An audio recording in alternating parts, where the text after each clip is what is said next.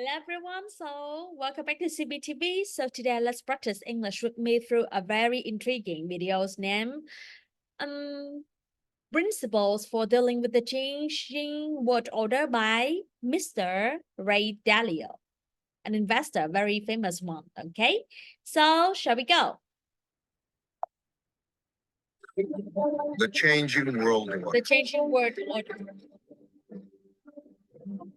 The times ahead Time perhaps will will be be radically radically different different from from those those that we've in our experienced in our lifetime, lifetimes. though similar to They're many similar times before. to many times. How do I know How that? do you know that? Because they always Because they have. always have been.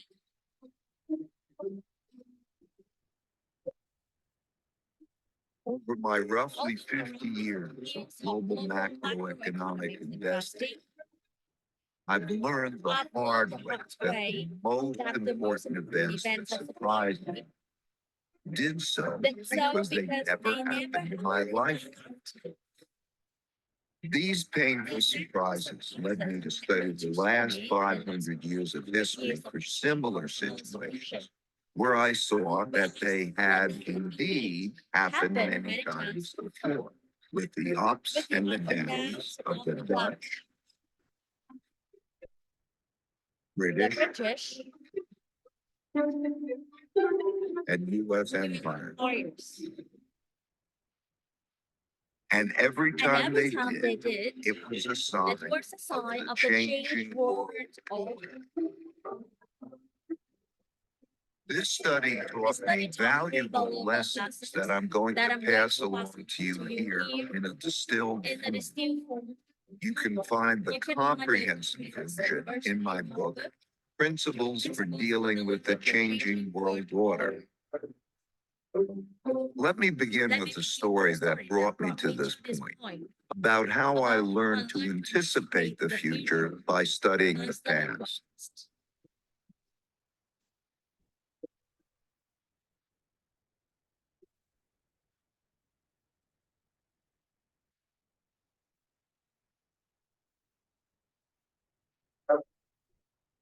In 1971, when I was a young clerk on the floor of the New York Stock Exchange, the United States ran out of money and defaulted on its debts.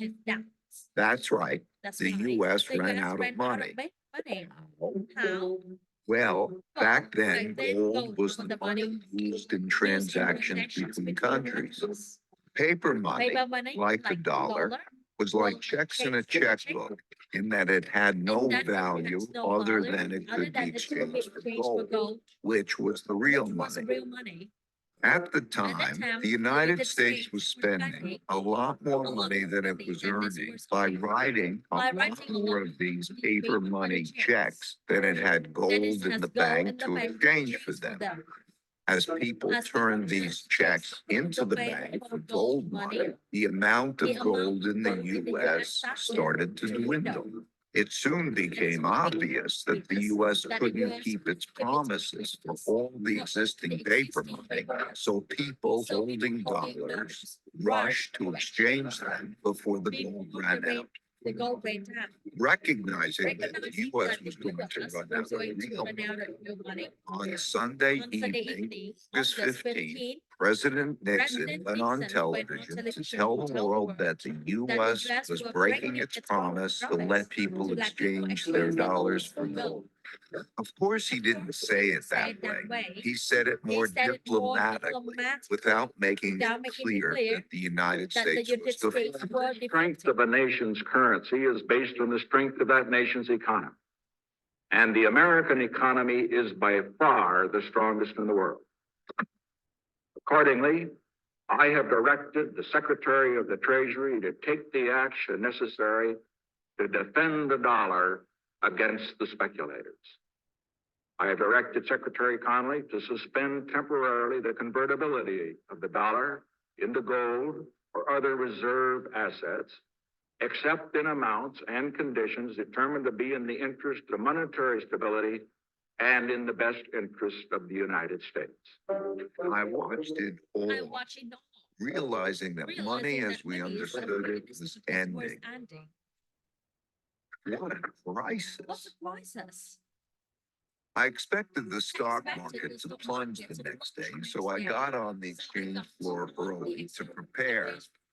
When the opening bell rang, pandemonium broke out, but not the kind I expected. The market was up, way up, and went on to rise nearly 25%. That surprised me because I never experienced a currency devaluation before. When I dug into history, I discovered that the exact same thing happened in 1933 and had the exact same effect. Then paper dollars were also linked to gold, which the US was running out of because it was spending more paper money checks than it had gold to exchange for them. And President Roosevelt announced on the radio that he would break the country's promise to exchange dollars for gold. It was then that I issued the proclamation providing for the national bank holiday. And this was the first step in the government's reconstruction of our financial and economic fabric. The second step, last Thursday, was the legislation promptly and patriotically passed by the Congress, confirming my proclamation and broadening my powers so that it became possible, in view of the requirement of time, to extend the holiday and lift the ban of that holiday gradually in the days to come. This law also gave authority to develop a program. In both cases, breaking the link to gold allowed the US to continue spending more than it earned, simply by printing more paper dollars. Since there was an increase in the number of dollars without an increase in the country's wealth, the value of each dollar fell. As these new dollars entered the market without a corresponding increase in productivity, they went to buy lots of stocks, gold, and commodities, and hence caused their prices to rise. As I studied more history, I saw that the exact same thing happened many times before. I saw that since the beginning of time, when governments spent much more than they took in taxes and conditions got bad, they ran out of money and they needed more. So they printed more, a lot more, which made its value fall and made the prices of most everything, including stocks, gold, and commodities, rise.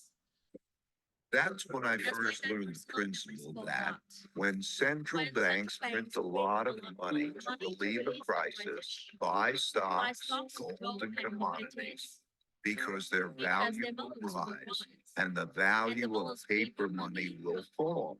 This printing of money is also what happened in 2008 to relieve the mortgage-driven debt crisis, and in 2020 to relieve the pandemic-driven economic crisis, and it almost certainly will happen in the future.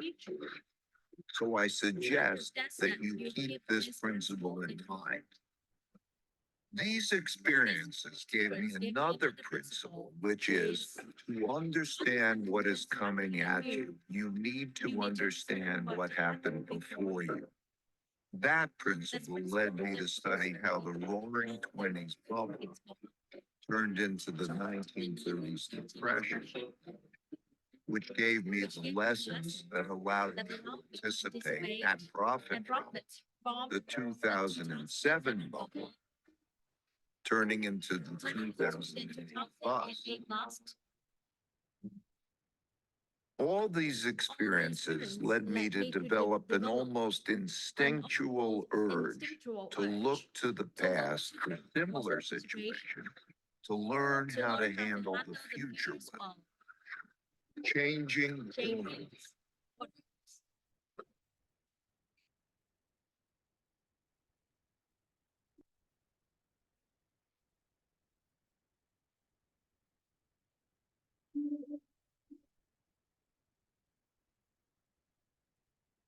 Over the last few the last years, few years, three big things that hadn't happened in my life lifetime prompted me to do this study. prompted me to do First, this study. countries didn't have enough money to pay their to pay debts, the debts. even after Even though lowering after interest lowering rates to zero. Lowering So interest their rates central to banks zero, began their printing central bank lots of began money to do so. to do so. Second, big internal conflicts emerged due to growing gaps in wealth and values. Involved and This showed up in This showed up in political political populism and polarization between the left, who want to redistribute, and the right, who want to defend those holding them.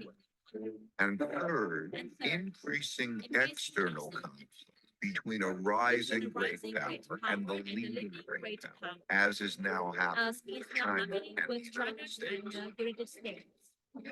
So I looked So back. I looked back. I saw that all these had happened together before, many times, and nearly always led to changing domestic and world orders. The last time this sequence happened was from 1930 to 1945. What exactly is an order, Is you in might order, ask? you might ask. It's a governing It's a system governing for system people dealing with each other. There are internal orders for governing within countries, typically laid out in constitutions. And there's a world order for governing between countries, typically laid out in treaties. Internal orders change at different times than world orders. But whether within or Though between within countries, or between countries, these orders these orders typically change change after after peace.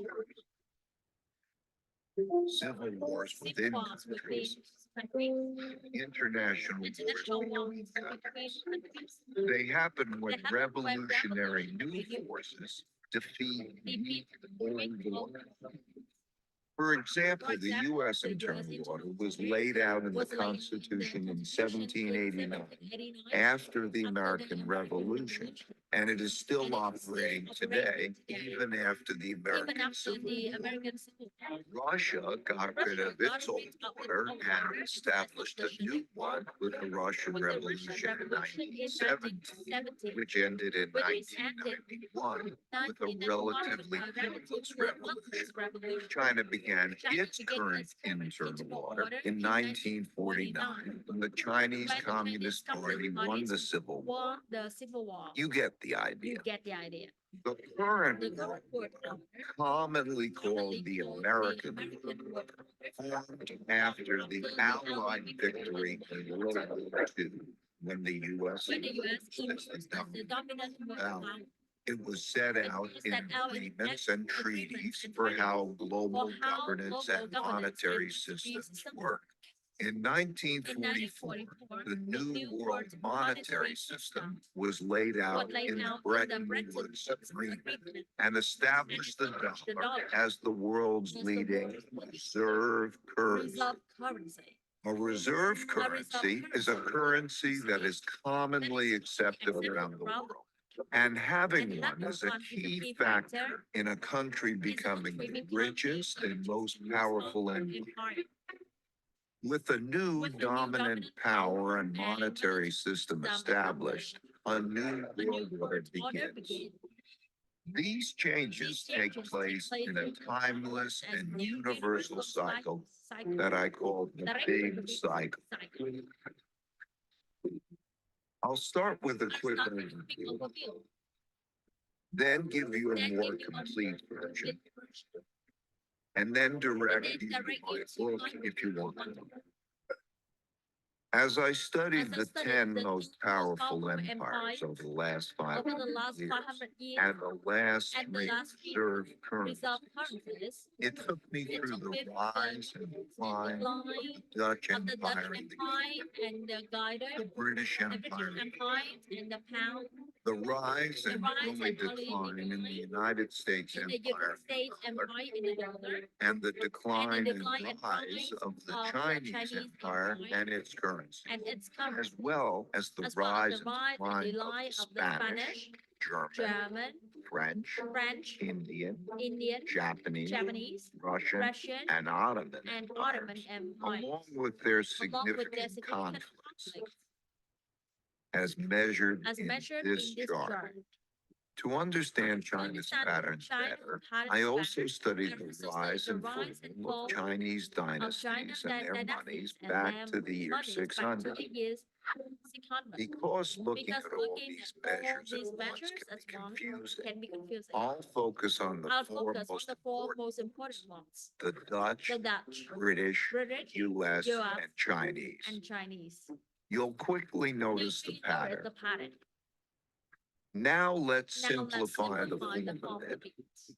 As you can see, As they you can transpired see, in they transpired overlapping in cycles that overlapping lasted cycles about that lasted 250 about years, 150 with 10 to years, 20-year with 10 to 20 transition years periods transition between them. periods between them. Typically, these Typically, transitions have been these periods of great conflict because because leading powers don't decline without without a fight. fight. So how am I measuring I'm an measuring empire's an power? power.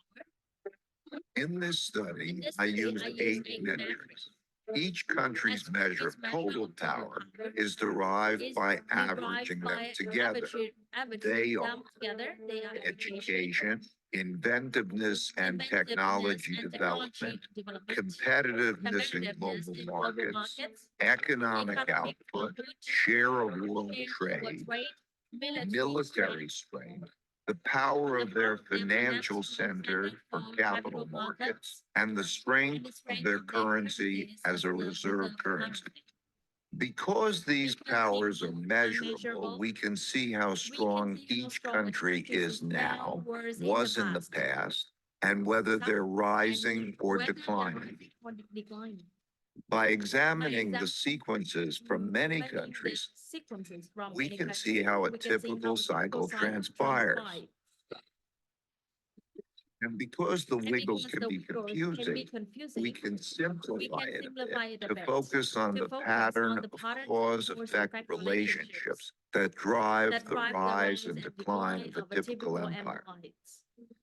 As you can see, better education typically leads to increased innovation and technology development, and with a lag, the establishment of the currency as a reserve currency. You can also see that these forces then decline in a similar order, reinforcing each other's decline. Let's now look at the typical sequence of events going on inside a country that produces these rises and declines. In a nutshell, the big cycle typically begins after a major conflict, often a war, establishes the new leading power and the new world order. Because no one wants to challenge this power, a period of peace and prosperity typically follows. As people get used to this peace and prosperity, they increasingly bet on it continuing. They borrow money to do that, which eventually leads to a financial bubble. The empire's share of trade grows, and when most transactions are conducted in its currency, it becomes a reserve currency, which leads to even more money. At the same time, this increased prosperity distributes wealth unevenly. So the wealth gap typically grows between the rich haves and the poor have-nots. Eventually, the financial bubble bursts, which leads to the printing of money and increased internal conflict between the rich and the poor, which leads to some form of revolution to redistribute wealth. This can happen peacefully or as a civil war. While the empire struggles with this internal conflict, its power diminishes relative to external rival powers on the rise. When a new rising power gets strong enough to compete with the dominant power that is having been external conflicts, most typically wars take place.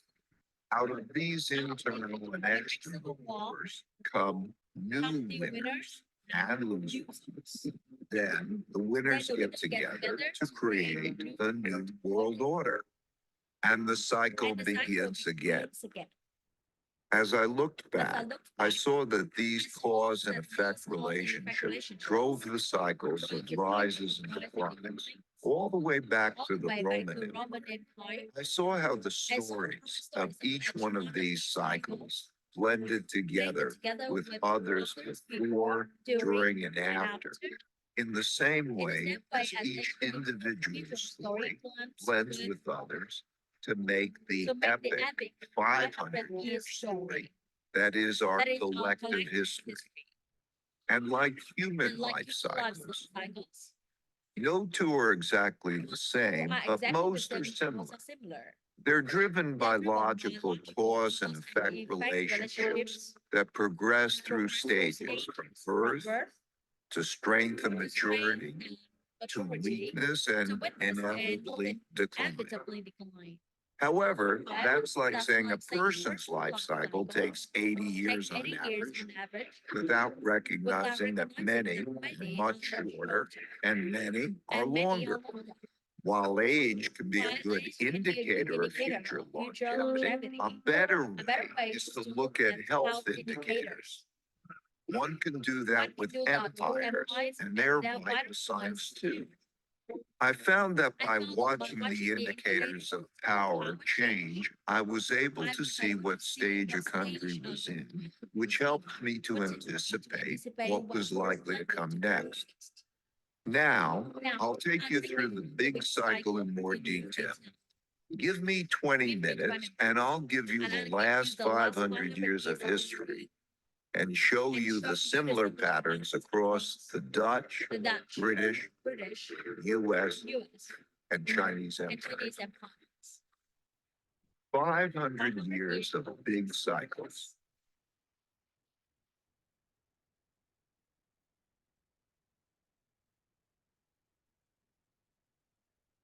Going to describe the typical cycle by dividing it into three phases: the rise, the top, and the decline. The rise. Successful new waters that rise, both internal and external, are typically started by powerful revolutionary leaders doing four things. First, they win power by gaining more support than the opposition. Second, they consolidate power by converting, weakening, or eliminating the opposition so they don't stand in their way. Third, they establish systems and institutions that make the country work well. And fourth, they pick their successors well, or create systems that do that. Because a great empire requires many great leaders over several generations. At this stage, soon after winning the fight, there is typically a period of peace and growing prosperity because the leadership is clearly dominant and has broad support, so no one wants to fight it. During this phase, leaders within the country have to design an excellent system to raise the country's wealth and power. First and foremost, to be great, they must have strong education, which is not just teaching knowledge and skills, but also strong character, civility, and work ethic. These are typically taught in the family, schools, and religious institutions. That provides a healthy respect for rules and laws, order within society, low corruption, and enables them to unite behind a common purpose and work well together. As they do this, they increasingly shift from producing basic products to innovating and inventing new technologies. For example, the Dutch rose to defeat the Habsburg Empire and become superbly educated. They became so inventive that they came up with a quarter of all major inventions in the world, the most important of which was the invention of ships that could travel around the world to collect great riches.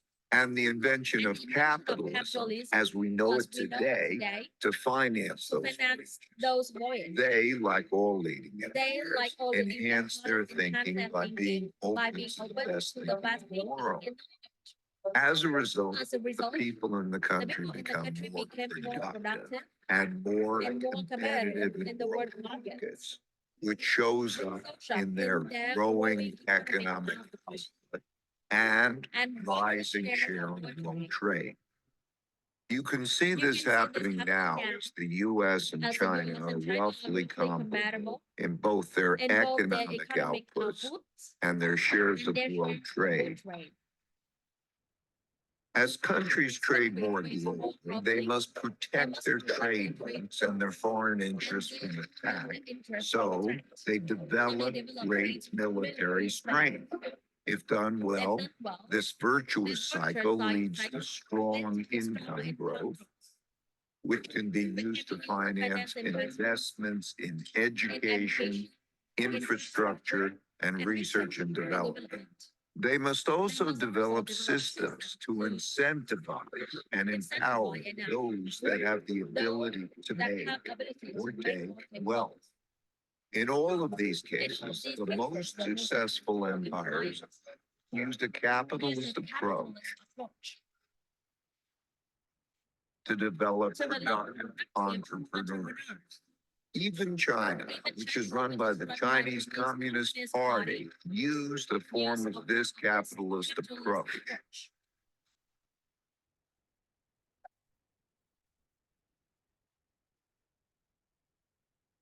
Deng Xiaoping, when asked about this, said, "It doesn't matter if it's a white cat or a black cat, as long as it catches mice. And it's glorious to be rich." To do this well, they must develop their capital markets. Most importantly, their lending, bond, and stock markets. That allows people to convert their savings into investments to fund invention and development and share in the successes of those who make great things happen. The Dutch created the first publicly listed company, the Dutch East India Company, and the first stock market to fund it, which were integral parts of the system that produced massive wealth and power. As a natural consequence, the greatest empires developed the world's leading financial centers for attracting and distributing the world's capital. Amsterdam was the world's financial center when the Dutch were preeminent. London, when the British were on top. New York is now, and China is quickly developing its financial centers. Most importantly, the capitalists, the governments, and the military must work together. Not only did the Dutch work well together, they were one and the same. The Dutch East India Company was granted a trade monopoly from the government and had its own officially sanctioned military to go out into the global markets to make and take wealth. The British followed with the British East India Company and had a similar coordination of their government, business, and military operations. The U.S. military-industrial complex followed suit, as does the Chinese system today. As the country becomes the largest international trading empire, its transactions can be paid with its currency, making it the preferred global medium of exchange.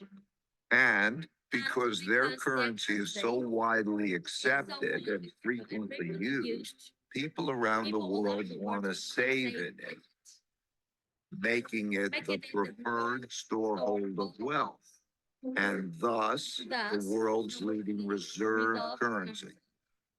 The guilder was the world's main reserve currency when the Dutch led world trade. The pound was when the British led, and the dollar has been since the US led. Naturally, China's currency is increasingly being used as a reserve As a currency. reserve currency. Having a reserve currency enables the empire to borrow more than other countries. That advantage is huge. Think about it. Think about People all over the world are eager to save and hence lend back their currency to the empire. Countries without a reserve currency don't have that. reserve currency. And when So the after- empire when runs out of the its empire own runs out money, of its own money, remember the United remember States in United States in 1971, 1971, they can always they print can more. always print The exorbitant the exorbitant privilege privilege afforded by the afforded by the empire's empire reserve reserve currency leads borrowing lets to borrowing to increase increase and the beginning and the of beginning a of financial bubble. This series of This cause and series of effect cause and effect relationships leading to leading to mutually mutually supportive supportive financial, political, and military powers powers, bolstered by the borrowing power of the reserve currency, have gone together since history began to be recorded. All the empires that became the most powerful in the world followed this path to the top.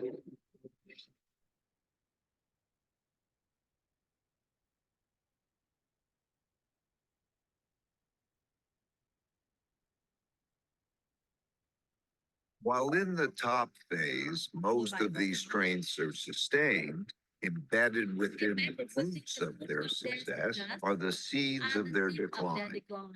As a rule, as people in these rich and powerful countries earn more, that makes them more expensive and less competitive relative to people in other countries who are willing to work for less. At the same time, people in other countries naturally copy the methods and technologies of the leading power, which further reduces the leading power's competitiveness. For example, British shipbuilders had less expensive workers than Dutch shipbuilders. So they hired Dutch designers to design better ships that were built by less expensive British workers, making them more competitive, which led the British to rise and the Dutch to decline. Also, as people become richer, they tend not to work as hard. They enjoy more leisure, pursue the finer and less productive things in life, and at the extreme become decadent. Values change from generation to generation during the rise to the top, from those who had to fight to achieve wealth and power to those who inherited it. They're less battle, steeped in luxuries and accustomed to the easy life, which makes them more vulnerable to challenge.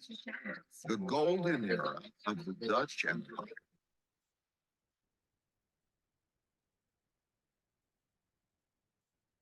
and the Victorian era of the British Empire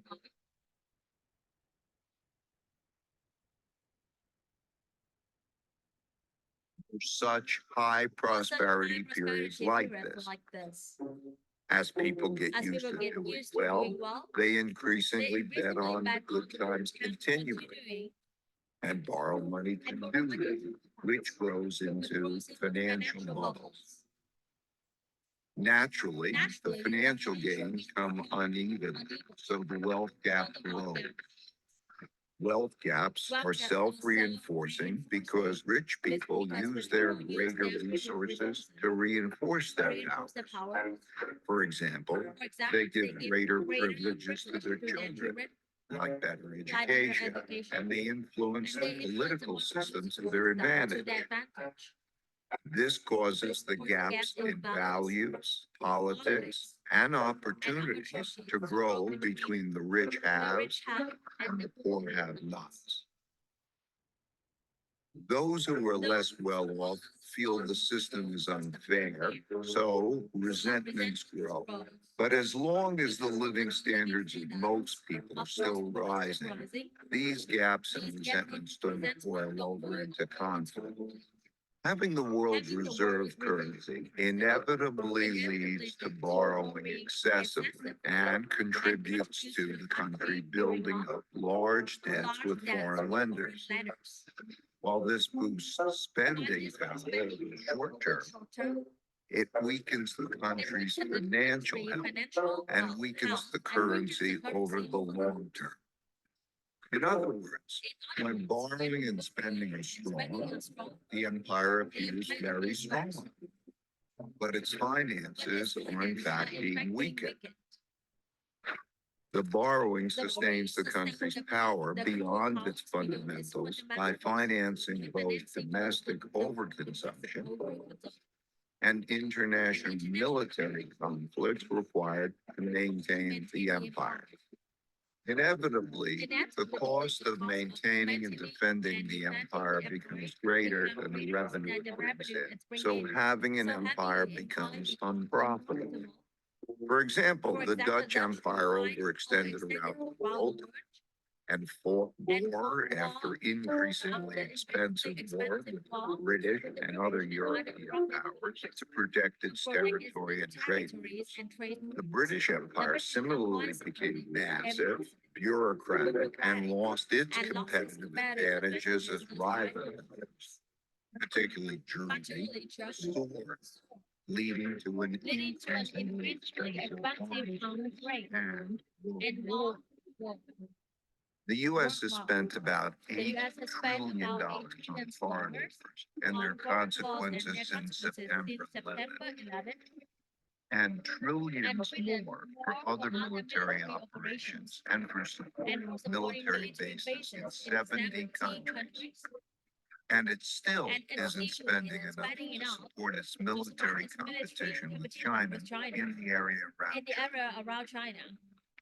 In this cycle, the richer countries eventually get deeper into debt by borrowing from poorer countries that save more. It's one of the early signs of the wealth of power shift. This started in the United States in the 1980s, when it had a per capita income 40 times that of China's, and started borrowing from Chinese who wanted to save in dollars because the dollar was the world's reserve currency. Similarly, the British borrowed a lot of money from its much poorer colonies, and the Dutch did the same at their time. If the empire begins to run out of new lenders, those holding their currency begin to look to sell and get out rather than to buy, save, lend, and get in.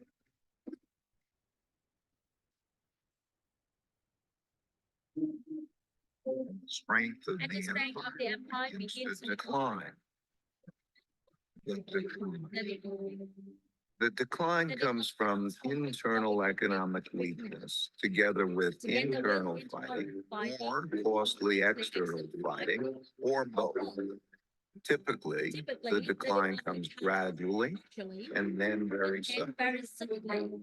When debts become very large and there is an economic downturn and the empire can no longer borrow the money necessary to repay its debts, the financial bubble bursts. This creates great domestic hardships and forces the country to choose between defaulting on its debts or printing a lot of new money. It always chooses to print a lot of new money. At first gradually and eventually massively. That devalues the currency and raises inflation.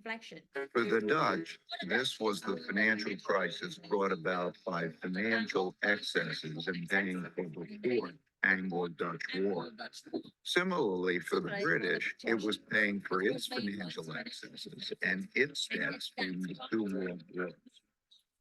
And for the U.S., it's been 3 cycles of debt finance booms and busts since the 90s, with the central bank stepping in each time with stronger measures. When the government has problems funding itself, when there are bad economic conditions, and living standards for most people are declining.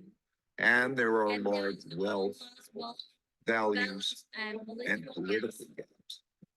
Internal conflict between the rich and the poor, as well as different ethnic, religious, and racial groups, greatly increases. This leads to political extremism that shows up as populism of the left or the right. Those of the left seek to redistribute the wealth, while those of the right seek to maintain the wealth in the hands of the rich.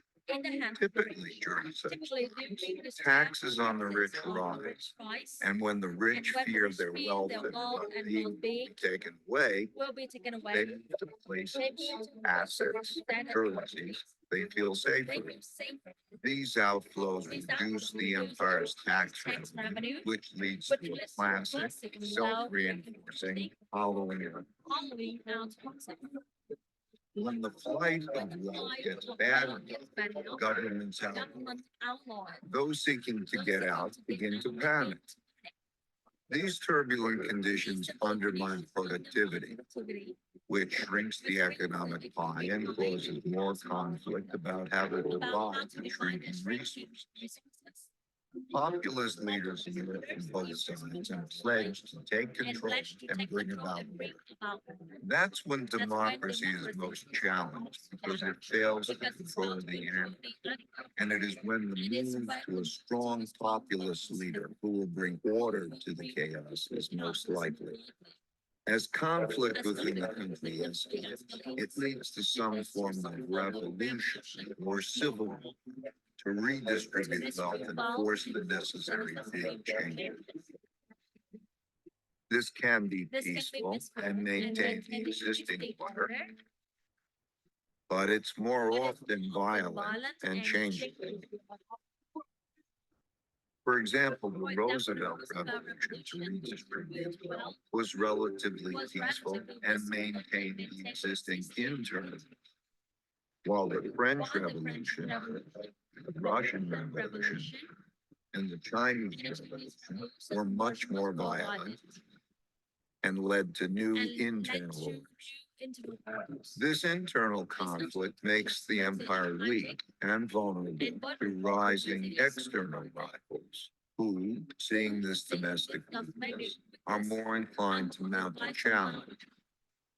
This raises the risk of great international conflict, especially if the rival is built up on defending oneself and one's empire against rivals requires great military spending, which has to occur as domestic economic conditions deteriorate and the empire can lose the fort. Since there is no viable system for peacefully adjudicating international disputes, these conflicts are typically resolved through tests of power. As bolder challenges are made, the leading empire is faced with the difficult choice of fighting or retreating. Fighting and losing is the worst outcome, but retreating is bad too, as it cedes progress to the rival and signals that the empire is weak to those countries that are considering which side to be on. Poor economic conditions cause more fighting for wealth and power, which inevitably leads to some kind of war. Wars are terribly costly. At the same time, they produce the tectonic shifts that realign the new orders to the new realities of wealth and power in the world. When those holding the reserve currency and debt of the declining empire lose faith and sell them, that marks the end of its big cycle. Of the roughly 750 currencies that existed since 1700, less than 20% now exist, and all of them have been devalued. For the Dutch, this happened after their defeat in the Fourth Anglo-Dutch War, when they weren't able to repay the massive debts they built up during it. This led to a run on the Bank of Amsterdam and a desperate sell-off, forcing massive money printing which devalued the currency and the empire into irrelevance. For the British, this happened after World War II, when despite their victory, they could not repay the massive debts they borrowed to fund their war effort. This led to a series of money printing, valuations, and sell-offs in the British pound as the US and the dollar dominated and created a new world order. At the time of this recording, the United States hasn't yet reached this point. While it has massive debt, it spends more than it earns, and funds this deficit with more borrowing and printing huge amounts of new money. The big sell-off in dollars and dollar debt hasn't yet begun. And while there are great internal and external conflicts occurring for all the classic reasons, they've not yet crossed the line to become wars. Eventually, out of these conflicts, whether they're violent or not, come new winners who get together and restructure the losers' debts and political systems and establish the new world order. Then the old cycle and empire ends, and the new one begins, and they do it all over again. That's a lot of detail I just threw at you to paint a picture of how the typical big cycle transpires. Of course, not all of them transpire in exactly this way, but most largely do. So much so that it seems like the stories of rises and declines stay essentially the same, and the only things that change are the clothes the characters wear and the technologies they use. So, where are we heading?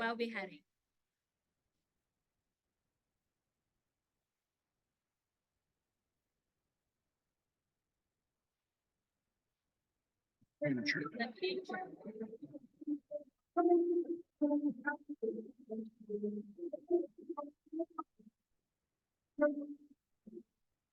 Most empires have their time in the sun and inevitably decline. Reversing a decline is difficult because that requires undoing a lot that's already been done, but it's possible. By looking at these indicators, it's pretty easy to see which stage of the big cycle the empire is in, how fit it is, and whether its condition is improving or worsening, which can help one estimate how many years it has left. Still, these estimates aren't precise, and the cycle can be extended if those in charge pay attention to their vital signs and improve them. For example, knowing that a person is 60 years old, how fit they are, whether they smoke or not, and a few other basic vital signs, one can estimate the person's longevity. One can do that with empires and their vital signs too. It won't be precise, but it will be broadly indicative and give clear direction on steps to take to increase longevity. It's most often the case that a nation's greatest war is with itself over whether or not it can make the hard decisions needed to sustain success. As for what we need to do, it comes down to just two things. Earn more than we spend and treat each other well. All of the things I mentioned, strong education, inventiveness, being competitive, and all the rest, are just ways of getting at these two things. It's easy to measure if we're doing it. So like people who want to get fit, let's get on the program and improve our vitals. Let's do that individually and collectively. My goal for sharing this picture of how it works and a few principles for dealing with it is to help you recognize where we are and the challenges we face, and to make the wise decisions needed to navigate these times.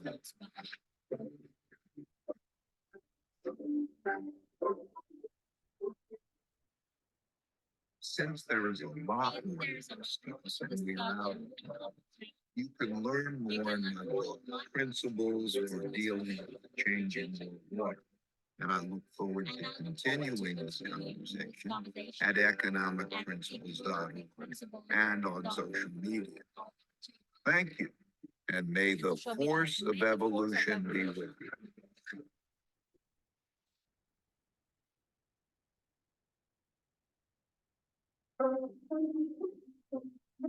Okay, so that's it for today. So I hope that you can gain some useful information through this interesting video. And see you next time. Bye bye.